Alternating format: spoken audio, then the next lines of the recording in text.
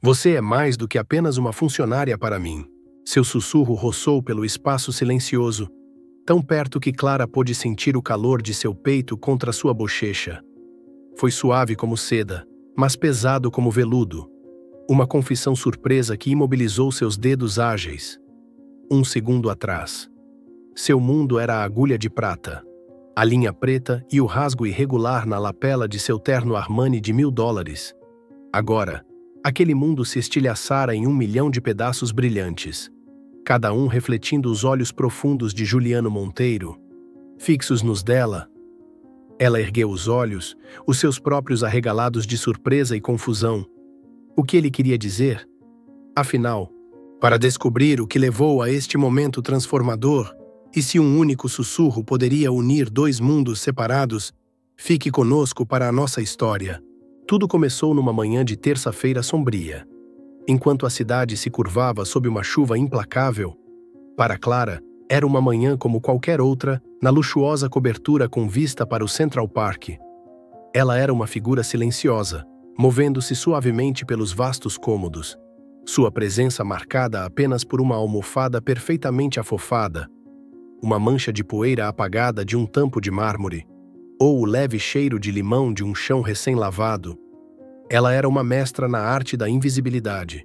Em seus 3 anos como governanta para o renomado CEO de tecnologia Juliano Monteiro, ela aperfeiçoara a habilidade de existir sem ser notada. Era um arranjo que se adequava à sua natureza reservada. O mundo de Juliano era de reuniões de diretoria de alto poder, jantares luxuosos e viagens internacionais relâmpago. O dela era a quietude dos quartos vazios, a satisfação de um trabalho bem feito e os sonhos secretos que ela nutria em seu pequeno quarto de costura na área dos funcionários. Era seu santuário, onde carretéis de linha colorida e retalhos de tecido cuidadosamente dobrados contavam uma história diferente sobre ela. Uma de criatividade e habilidade que ninguém mais naquele prédio conhecia. Naquela manhã, o caos fraturou a ordem cuidadosamente curada. Juliano Monteiro estava rosnando em seu closet. Não um rugido de raiva, mas um som baixo e frustrado, como o motor de um carro esportivo caro que se recusa a pegar. Clara, tirando o pó no corredor, congelou. Ela nunca ouvira seu empregador soar assim. Ele era sempre o epítome da calma e do controle. Um homem cujas emoções eram tão rigidamente gerenciadas quanto sua carteira de ações. Maria, a governanta-chefe, saiu correndo do quarto, o rosto pálido. O Sr. Juliano tem uma reunião crítica com os investidores japoneses em 1 hora, sussurrou ela, torcendo as mãos no avental. O paletó de sorte dele está rasgado, um grande rasgo bem na lapela. E o alfaiate dele está nos Hamptons. Clara espiou para dentro do quarto. Juliano estava de pé diante do espelho, suas costas largas tensas em uma camisa branca impecável. O paletó cinza carvão jazia jogado sobre uma cadeira. Um rasgo feio em forma de L manchando seu corte perfeito. Ele passou a mão por seus cabelos escuros e espessos, um gesto de pura exasperação. Inacreditável, murmurou ele. O único terno que eu queria usar hoje. Maria suspirou. Não há tempo para comprar um novo e ajustá-lo. Um impulso repentino. Algo ousado e totalmente diferente dela. Surgiu no peito de Clara. Ela pensou em seu quarto de costura, em suas agulhas afiadas e carretéis de linha de seda. Pensou nos anos que passara aprendendo com sua avó, uma costureira mestra que podia remendar os tecidos mais delicados com pontos quase invisíveis. Eu posso consertar, ela murmurou.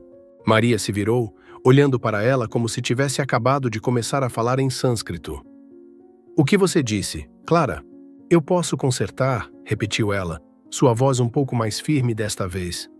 Se o Sr. Monteiro me permitir. Maria hesitou por um momento, mas o desespero venceu sua dúvida.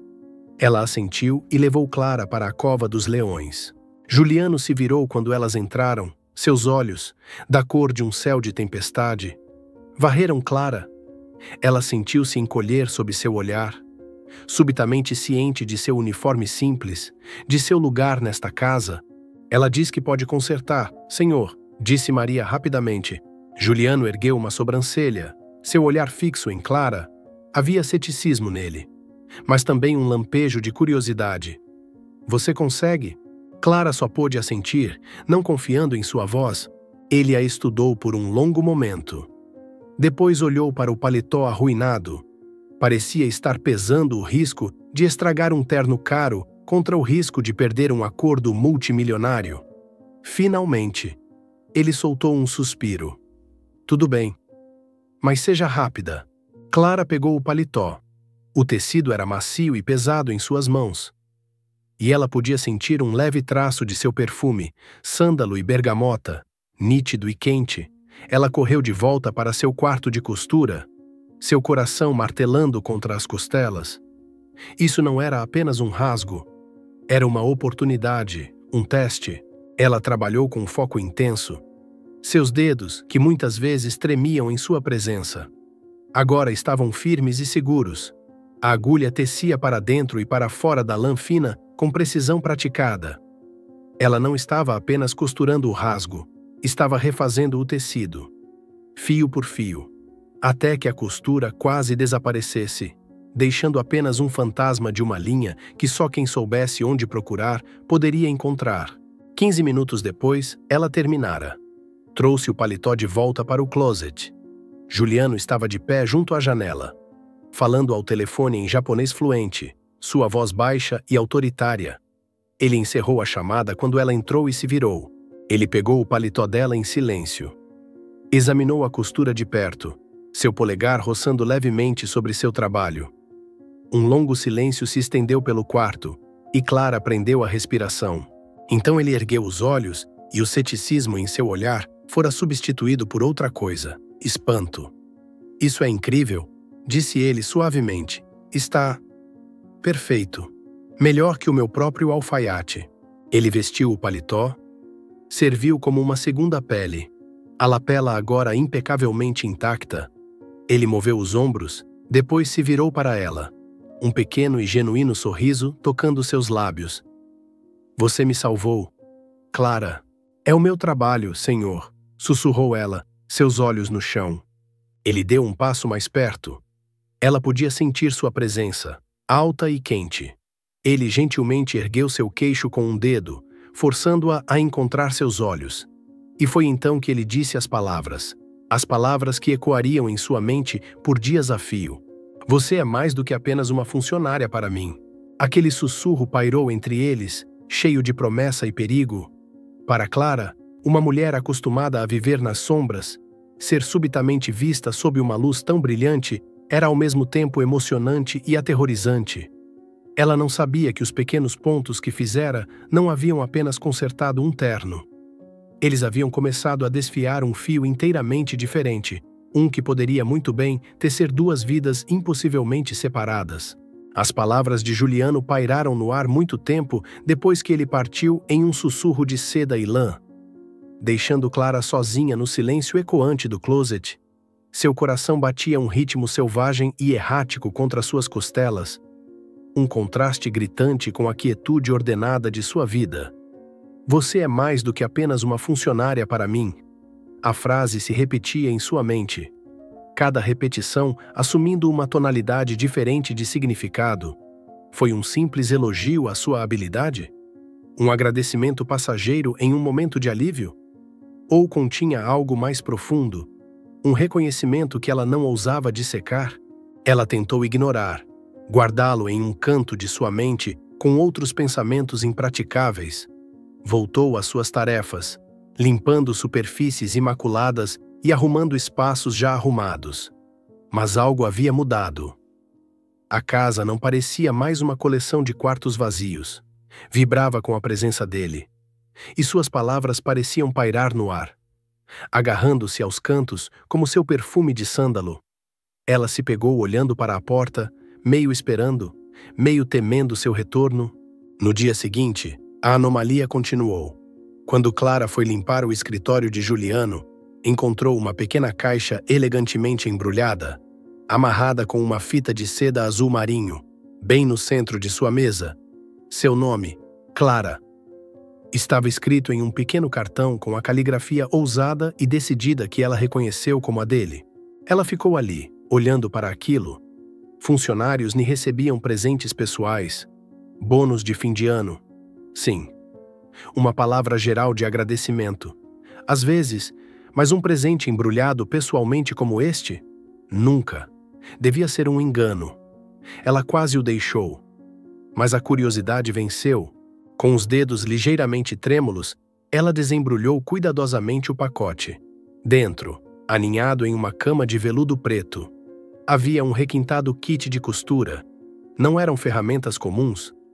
Os cabos das pequenas tesouras eram feitos de madrepérola iridescente. As agulhas estavam alojadas em um pequeno estojo de prata com gravações intrincadas. Um dedal de prata tinha a forma de uma pequena flor de sino azul. Não era apenas um presente, era um tributo de um artesão.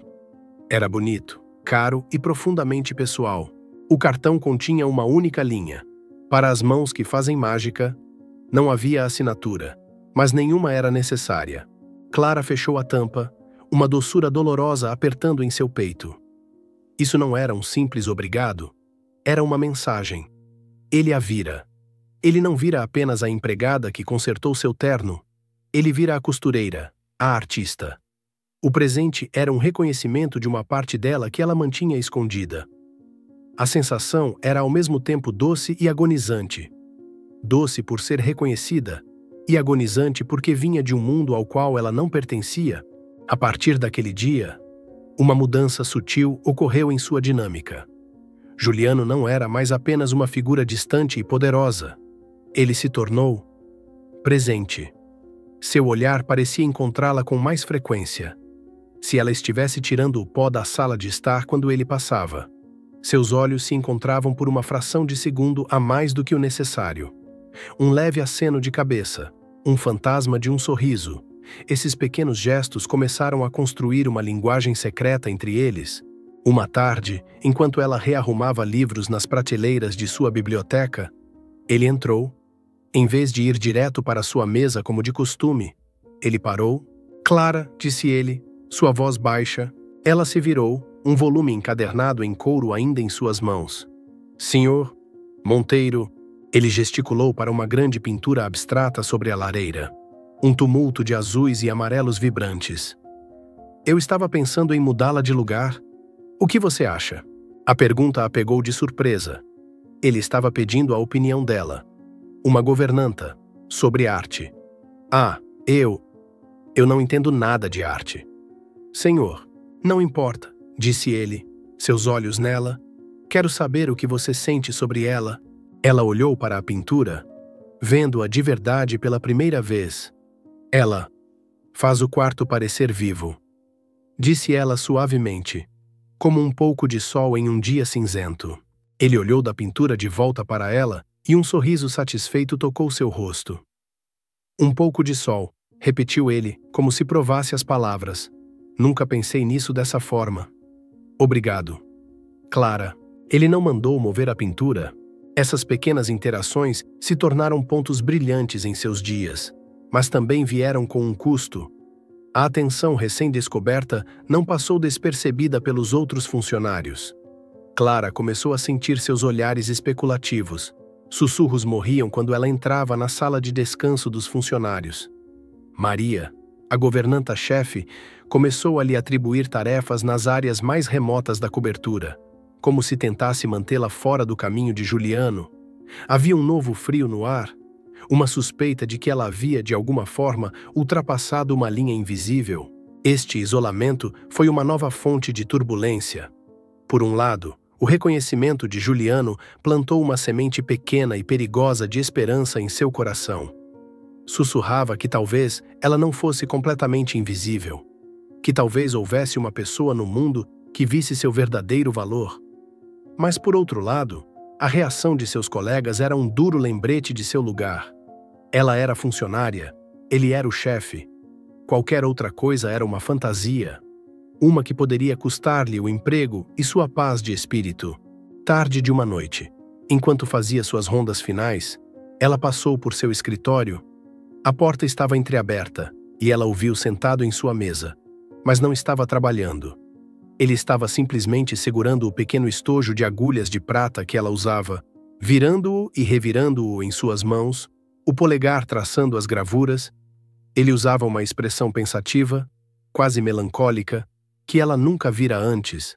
Ele ergueu os olhos, como se sentisse sua presença, e seus olhares se encontraram pela fresta da porta. Ele não sorriu, apenas olhou para ela. E em seu olhar, ela viu uma complexidade de emoções que não conseguia começar a decifrar. Solidão, anseio e uma pergunta não dita. Ela se virou rapidamente, o coração batendo forte. Os presentes secretos e os olhares inquisitivos haviam mudado tudo. A quietude de seu mundo fora quebrada, substituída por uma tensão zumbindo com esperança e medo. Ela estava trilhando um caminho incerto, e não tinha ideia de para onde levaria. Apenas que não havia como voltar para o mundo seguro e invisível que conhecera. A intimidade nascente entre Clara e Juliano, cultivada na quietude da biblioteca e selada pelo remendo de uma preciosa herança, era como uma delicada flor de estufa. Era bela, real, mas totalmente despreparada para o mundo exterior. E esse mundo chegou, não com uma batida, mas com o clique elegante de saltos altos no piso de mármore. O nome dela era Isabelle Delacroix. Clara a viu pela primeira vez numa tarde de quinta-feira. Isabelle entrou na cobertura como se fosse a dona. E talvez, de certa forma, era alta, esguia, com cabelos loiros platinados presos em um coque perfeito e um ar de confiança que era quase intimidador. Ela usava um vestido de seda esmeralda que se ajustava perfeitamente à sua silhueta. E o ar ao seu redor cheirava a tuberosa e dinheiro antigo. Juliano estava de saída quando ela chegou, e seu rosto se iluminou de uma forma que Clara nunca vira. Não era o sorriso suave e introspectivo que ele reservava para ela. Este era um sorriso brilhante, público, para o mundo ver. "Isabelle, eu não sabia que você vinha", disse ele, beijando-a levemente em cada bochecha. "Só queria te fazer uma surpresa", ronronou ela, sua voz macia como creme. "E para garantir que você não se esqueceu do gala do museu hoje à noite." "Como eu poderia esquecer?" Ele riu. Clara ficou paralisada no corredor, um pano de pó na mão, sentindo-se subitamente e dolorosamente simples. Seu uniforme cinza parecia sem graça e sem forma ao lado da joia que era Isabelle. Quando os olhos azul gelo de Isabelle varreram sobre ela, eles pararam por apenas um instante. Uma rápida avaliação e dispensa antes de voltar para Juliano. Naquele olhar, Clara não era Clara. Ela era simplesmente a empregada. E assim, o abismo entre seu mundo e o de Juliano, que começara a parecer transponível, abriu-se em um cânion intransponível. Isabelle era tudo o que Clara não era. Ela falava de leilões de arte em Genebra e viagens de esqui em Gstaad. Debatia política e finanças com Juliano com uma graça fácil e culta. Ela pertencia ao mundo dele de uma forma que Clara jamais poderia. Ela era a peça perfeita no quebra-cabeça de sua vida, enquanto Clara era meramente aquela que tirava o pó da moldura. Nos dias seguintes, a presença de Isabelle foi uma constante na cobertura. Ela visitava com frequência, rearranjando móveis com um aceno casual da mão, sugerindo mudanças no cardápio para o chefe e, em geral, deixando sua marca no espaço. Cada uma de suas ações era um lembrete afiado para Clara de seu lugar. A parte mais dolorosa era observar Juliano com ela. Ele ria mais, estava mais à vontade em ambientes sociais. Eles compartilhavam uma intimidade fácil, uma linguagem física construída em anos de experiências compartilhadas e círculos sociais semelhantes. Eles eram um casal poderoso, uma imagem perfeita de sucesso e elegância. Todos os momentos de silêncio que Clara compartilhara com Juliano, o sussurro, o presente, a confissão sobre o chale de renda, começaram a parecer sonhos distantes e irreais. Talvez ela tivesse interpretado tudo errado. Talvez a gentileza dele fosse simplesmente a generosidade de um homem rico para com uma funcionária útil. Talvez a vulnerabilidade que ele lhe mostrara fosse apenas um momento passageiro de fraqueza. agora seguramente escondido atrás da armadura de sua vida pública, Clara começou a se retrair, reconstruindo os muros que tão cuidadosamente deixara cair. Ela se tornou um fantasma novamente, mas desta vez não por conforto, mas por autopreservação.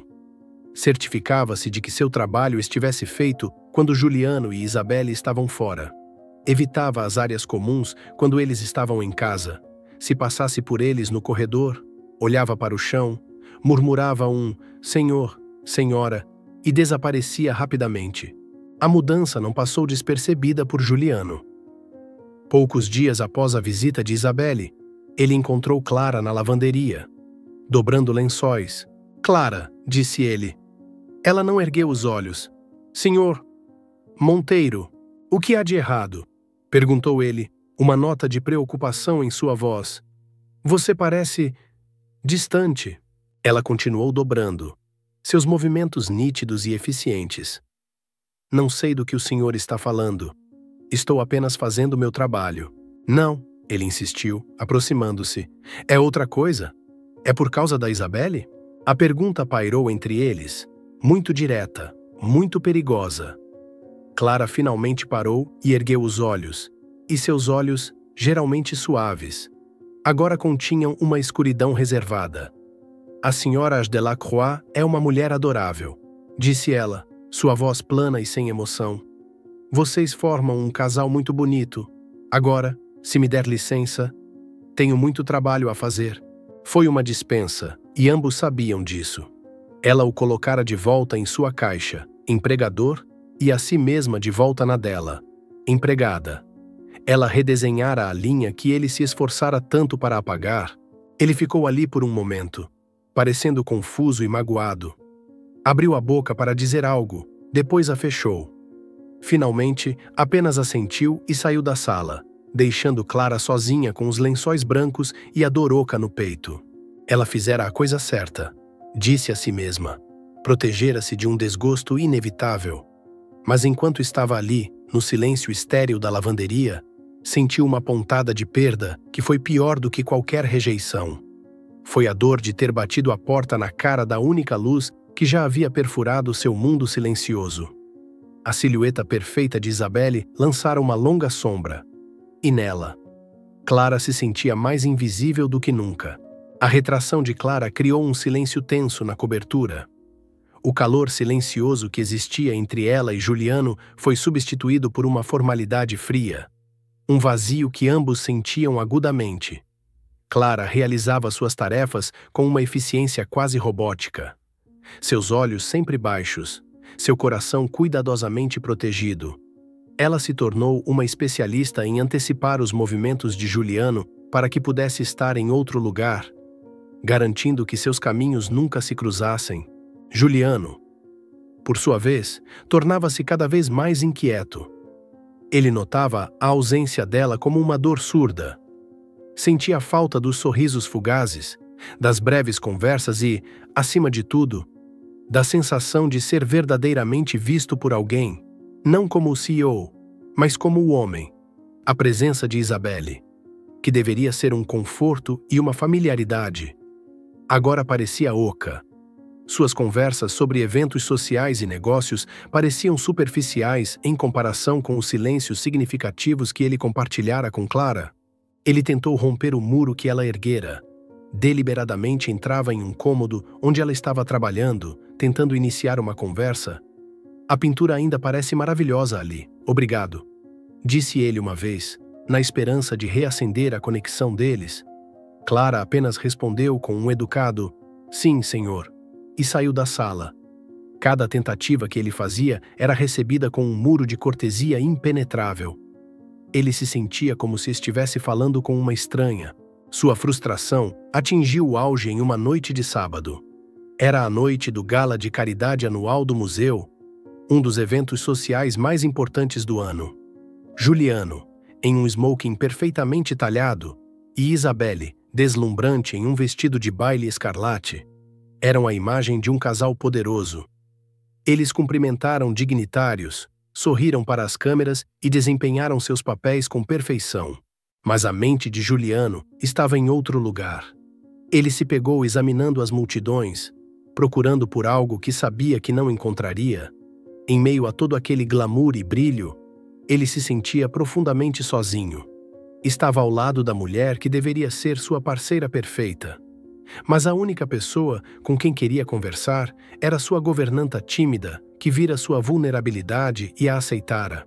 Durante o jantar, um orador no palco falou sobre o tema do gala: a arte da restauração, preservando a beleza para o futuro.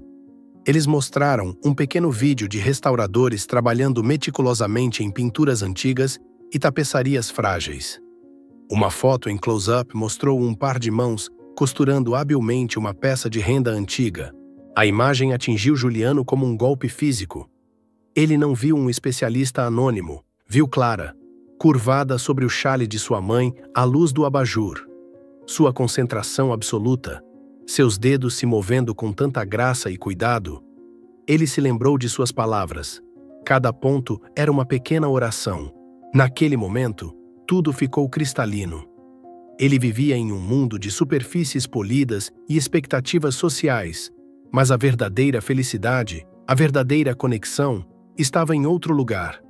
Estava na quietude da biblioteca, na confiança necessária para entregar uma herança de família, na honestidade de uma mulher que não queria nada dele além de ser tratada com respeito. Ele tinha uma escolha a fazer. Poderia continuar a viver a vida que se esperava dele, uma vida que parecia perfeita no papel, mas que parecia vazia por dentro. Ou poderia lutar por algo real, mesmo que fosse complicado, incerto e fosse contra todas as convenções sociais. Ele se virou para Isabelle, que conversava animadamente com um senador. Ele colocou o guardanapo na mesa.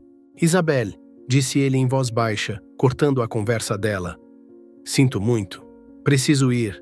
Isabelle olhou para ele, seu sorriso congelando. Ir aonde? Juliano, estamos no meio do evento. Eu sei, disse ele, sua voz firme. Mas há algo mais importante que preciso fazer. Sem outra palavra de explicação, ele se levantou.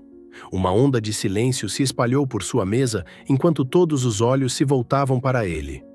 Ele acenou para o senador, ofereceu um curto "tenha uma boa noite" e se afastou, deixando Isabelle sentada ali, atônita e mortificada na frente da elite da cidade.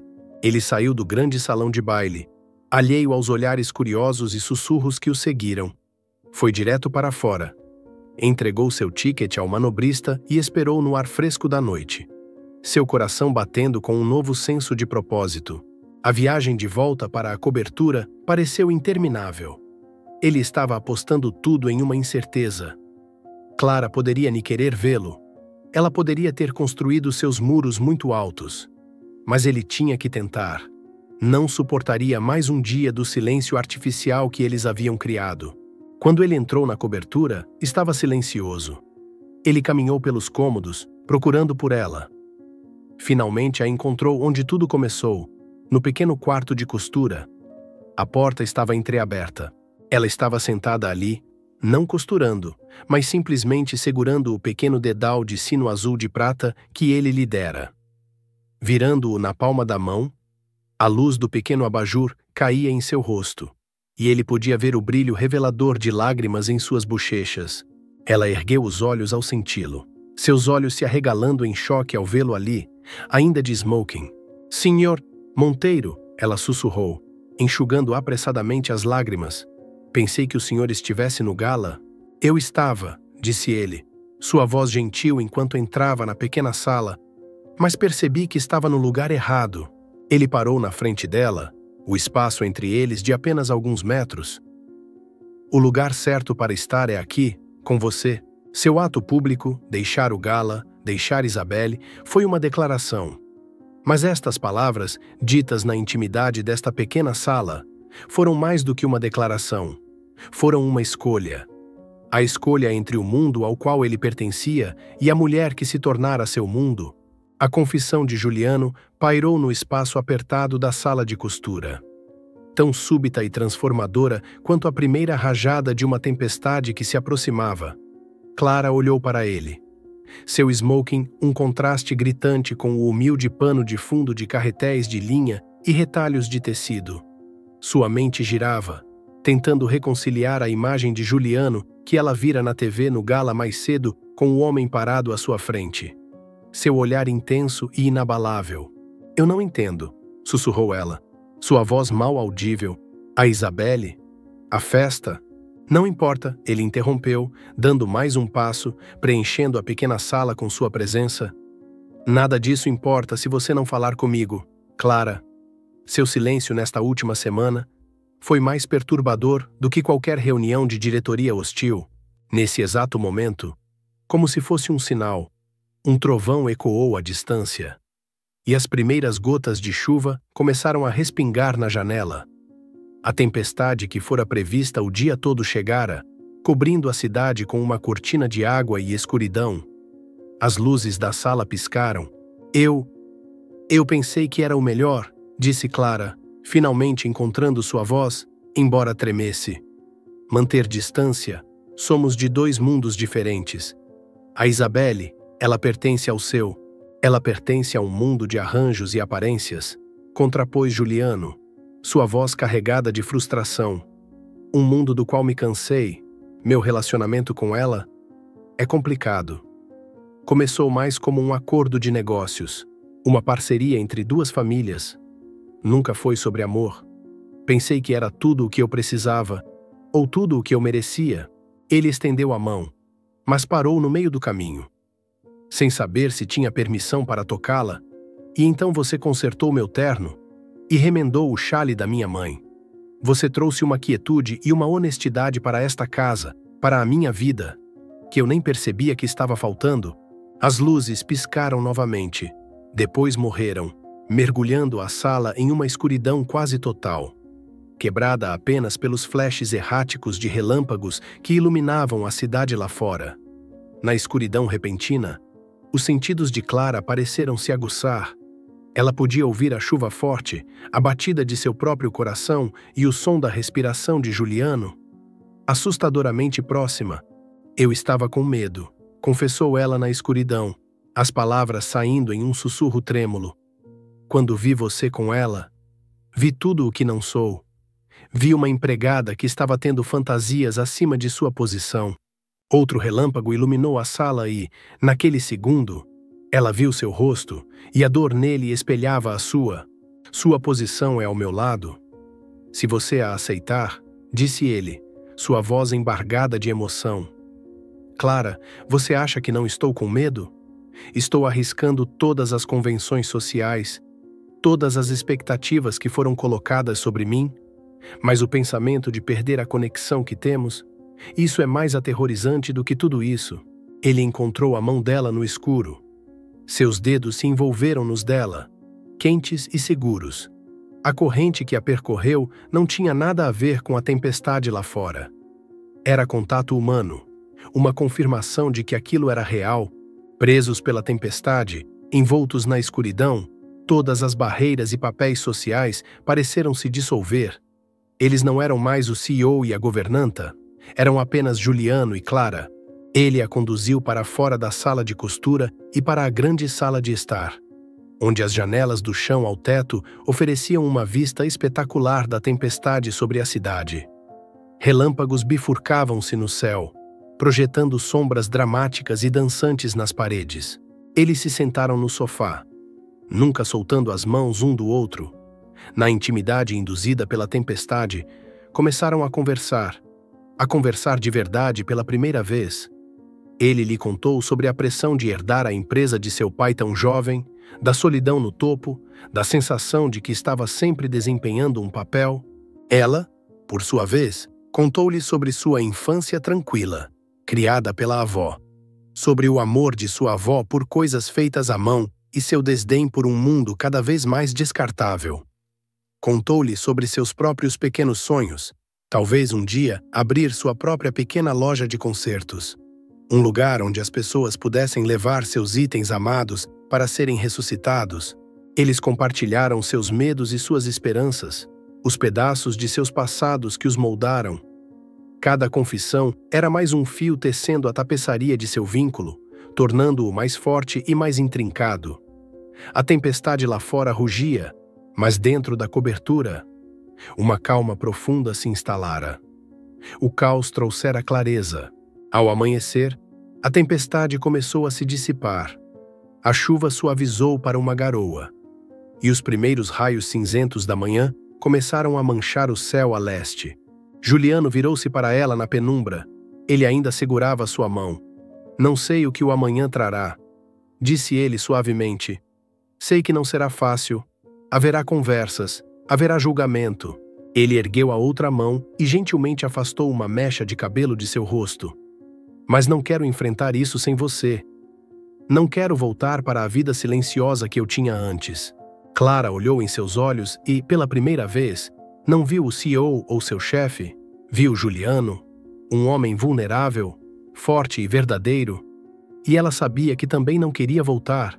Nem eu, sussurrou ela. Enquanto os primeiros raios de sol rompiam as nuvens que se dissipavam, lançando fachos de ouro pelo chão, Juliano se inclinou e a beijou. Não foi um beijo apaixonado e exigente, foi gentil, tão terno quanto o amanhecer, uma promessa de um novo começo.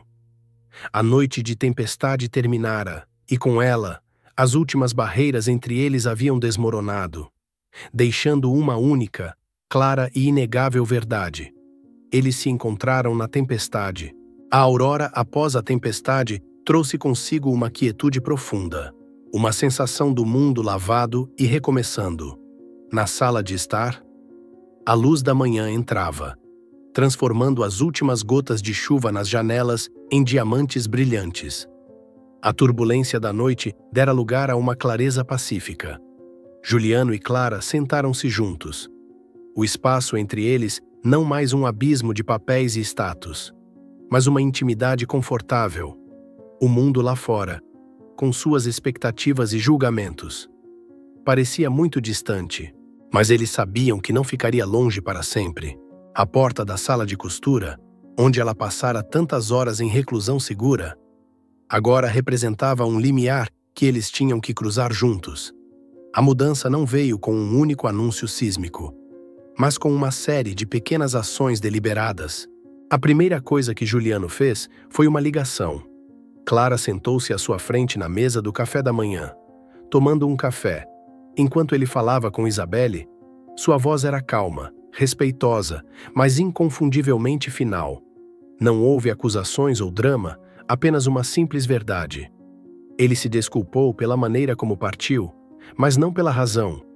Ele encerrou o acordo deles, que sempre fora mais uma fusão do que um romance. Com gentileza e finalidade.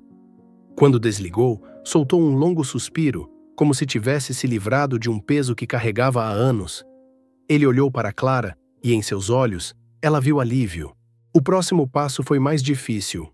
Contar aos funcionários. Juliano os reuniu mais tarde naquela manhã. Clara ficou ao seu lado. Não atrás ou a uma distância deferente, mas bem ao seu lado. Sua mão tremia ligeiramente e ele silenciosamente a pegou. Seus dedos se entrelaçando nos dela, ele explicou de forma simples e honesta. Disse-lhes que o relacionamento dele e de Clara havia crescido além do de empregador e empregada. Anunciou que Clara não trabalharia mais na casa, mas que permaneceria uma parte vital de sua vida. Pediu o respeito e a discrição deles, não como chefe, mas como um homem pedindo gentileza por alguém de quem gostava. A sala estava densa de tensão. Maria, a governanta, olhou para Clara com uma expressão complicada de choque, incredulidade e talvez uma ponta de inveja. Alguns dos outros funcionários sussurraram entre si. Clara sentiu suas bochechas queimarem, mas o aperto de Juliano a manteve firme. Ela não estava mais se escondendo nas sombras. Os dias seguintes foram de ajuste. Clara mudou-se dos aposentos dos funcionários para uma das suítes de hóspedes. Uma mudança física que simbolizava a mudança maior em sua vida. Parecia estranho ser servida com o café da manhã no quarto que ela antes limpava. Era constrangedor passar por seus ex-colegas no corredor. Mas a cada dia que passava, com o apoio inabalável de Juliano, tornava-se um pouco mais fácil. Ele fez questão de inseri-la em seu mundo gentilmente. Em vez de levá-la a um restaurante glamouroso, O primeiro encontro de verdade deles foi uma viagem a um mercado de pulgas no interior, onde passearam por barracas de antiguidades. Ele observou, encantado, enquanto ela se perdia examinando têxteis antigos e peças de joalheria esquecidas. Ali, entre os itens descartados esperando por uma segunda vida, eles encontraram um terreno comum. Foi naquele mercado que Clara encontrou uma velha caixa de costura de madeira, cheia de carretéis de seda desbotados. Ela olhou para ela com uma expressão melancólica. "Me lembra a da minha avó", disse ela. Na semana seguinte, Juliano a levou a uma pequena loja vazia em um bairro pitoresco. Uma placa de "aluga-se" pendia na vitrine. "Você disse que queria abrir sua própria lojinha de concertos?", disse ele. "Um lugar para trazer nova vida a coisas antigas." Ele lhe entregou uma chave. "Isso não é um presente, é um investimento. Eu sou seu primeiro investidor." Lágrimas brotaram em seus olhos enquanto ela pegava a chave. Não era ele resolvendo os problemas dela com dinheiro. Era ele acreditando no sonho dela, dando-lhe as ferramentas para construir algo próprio. Independente dele, claro, nem tudo foi fácil. A notícia da separação de Juliano com Isabelle e seu novo relacionamento com sua ex-governanta tornou-se pasto para as colunas de fofoca. Eles enfrentaram olhares curiosos e sussurros maliciosos quando saíam juntos. Uma vez, na abertura de uma galeria de arte, uma socialite olhou Clara de cima a baixo e perguntou com condescendência: "Então, o que é que você faz?" Antes que Clara pudesse responder, Juliano apertou sua mão e disse com orgulho: "Ela é uma artista. Ela remenda coisas quebradas e as torna lindas novamente." Foi um ponto de virada. Clara percebeu que sua força não estava em tentar se encaixar no mundo dele, mas em trazer a singularidade de seu próprio mundo para a vida deles juntos. Sua loja, que ela chamou de "um ponto no tempo", tornou-se seu santuário e seu sucesso. Pessoas de toda a cidade traziam suas preciosas heranças, vestidos de noiva, cobertores de bebê, bandeiras militares, e ela as consertava com a mesma habilidade e cuidado que haviam cativado Juliano pela primeira vez. O relacionamento deles foi construído não em salões de baile ou salas de diretoria, mas em momentos de silêncio, trabalhando juntos em sua loja nos fins de semana. Ele aprendendo desajeitadamente a separar linhas enquanto ela costurava, cozinhando o jantar juntos na cobertura, o riso deles enchendo os cômodos que antes pareciam grandes e vazios demais. Sentados à janela, observando a cidade se iluminar, de mãos dadas. Uma noite, meses depois, Juliano chegou em casa e encontrou Clara em seu antigo quarto de costura, que agora fora convertido em seu escritório pessoal. Ela estava curvada sobre a mesa, consertando a lapela de um de seus ternos, apenas pelos velhos tempos. Ele se aproximou silenciosamente por trás dela, envolvendo seus braços em sua cintura e apoiando o queixo em seu ombro. "O que você está fazendo?", sussurrou ele.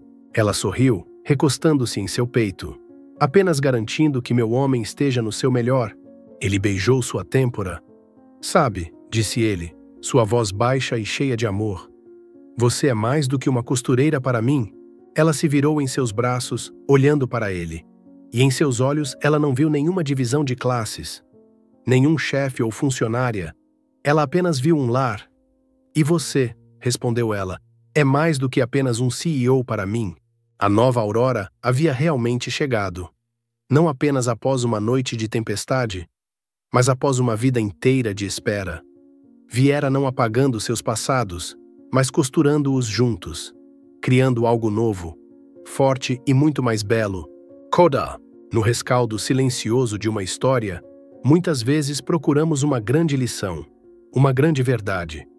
Mas talvez a verdade nem esteja nos grandes gestos ou nas declarações que abalam o mundo.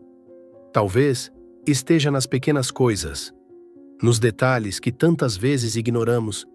Está em um único ponto perfeitamente executado, na coragem de compartilhar uma herança de família quebrada, na atenção necessária para reconhecer a habilidade de outra pessoa. A história de Clara e Juliano nos lembra que o amor, em sua forma mais pura, é o ato de ser visto. É quando alguém olha para além dos papéis que desempenhamos, dos uniformes que vestimos e dos muros que construímos, e vê a pessoa real por dentro. Trata-se de reconhecer que a vulnerabilidade não é uma fraqueza, mas um convite para se conectar. Vivemos em um mundo que muitas vezes mede o valor pelo status, riqueza e poder, mas o verdadeiro valor, aquele que nutre a alma, vem de outros lugares, vem da habilidade nas mãos, da lealdade no coração e da bravura de escolher um caminho diferente. Um que pode ser mais difícil, mas é mais fiel a si mesmo. O relacionamento deles não foi um conto de fadas onde a moça pobre é resgatada pelo príncipe. Foi a história de duas pessoas, cada uma solitária à sua maneira, que se salvaram. Ele lhe deu a confiança para ver seu próprio valor, e ela lhe deu a paz para escapar de sua gaiola dourada. Eles remendaram não apenas objetos, mas os pedaços quebrados um do outro. Então, ao encerrar o seu dia, talvez tire um momento para notar os fios silenciosos que tecem sua própria vida. Valorize os pequenos atos de bondade, os momentos de reconhecimento e as mãos que ajudaram a remendar o que estava quebrado em você. Porque, às vezes, as maiores histórias de amor não são gritadas dos telhados, mas são sussurradas através dos rasgos e remendos da vida cotidiana. Obrigado por dedicar seu tempo a esta história. Se você gostou deste conteúdo, não se esqueça de deixar seu like, compartilhar esta história com seus amigos e familiares e se inscrever no canal para não perder mais histórias significativas.